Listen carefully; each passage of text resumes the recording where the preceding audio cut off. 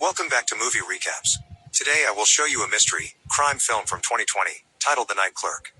Spoilers ahead. Watch out and take care.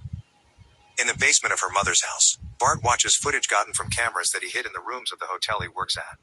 He has Asperger's syndrome, so by watching human interactions and imitating their speech and mannerisms he thinks he can work on his poor social skills.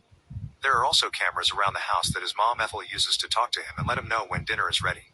Bart never goes upstairs to eat with her though. He waits for Ethel to leave his plate on the stairs, then he takes it to his own table while Ethel eats alone.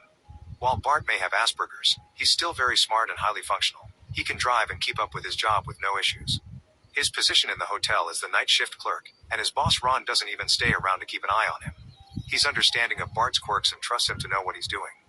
Tonight, things are pretty quiet, so Bart doesn't expect new guests to come in until Karen shows up in the middle of the night. After giving her a room, he takes out his tablet to watch the feed from the hidden camera and is surprised to see Karen is letting a man inside the room through the window.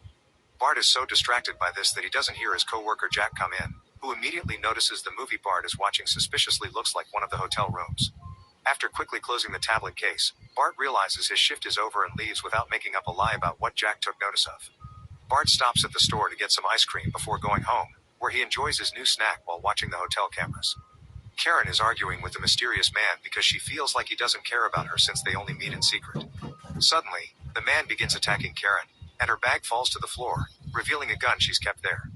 Not knowing what to do, Bart calls Jack, but he doesn't dare to confess his spying, so he hangs up without saying a word and runs to his car.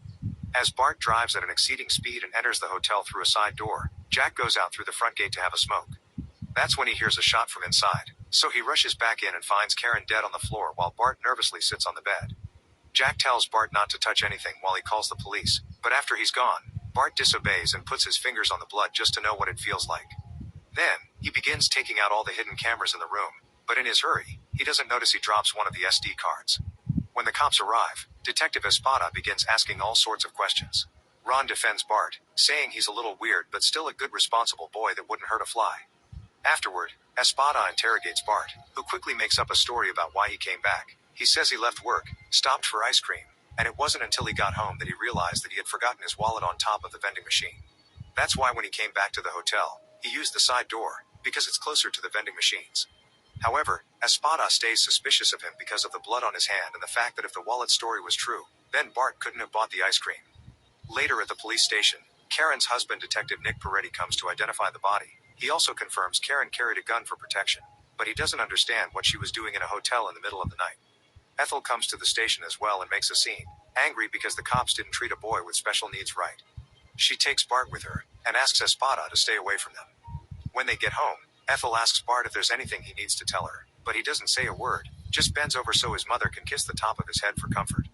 That night, Espada spends his time researching Asperger's syndrome while Bart rewatches Karen's footage, noticing that the killer has a bird tattoo on his arm. The next day, Ron explains to Bart that he doesn't want to fire him, but it wouldn't be right to keep him there either, so he'll be transferred to a new location. It's the same layout, same shift, and same routine, so Bart easily accepts. During his first night at the new location, Bart meets Andrea, a regular guest at the hotel who immediately notices he's new.